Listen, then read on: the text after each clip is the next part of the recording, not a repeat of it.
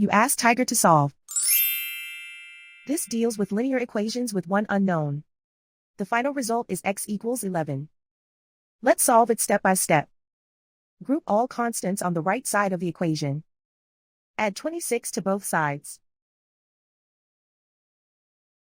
Simplify the arithmetic.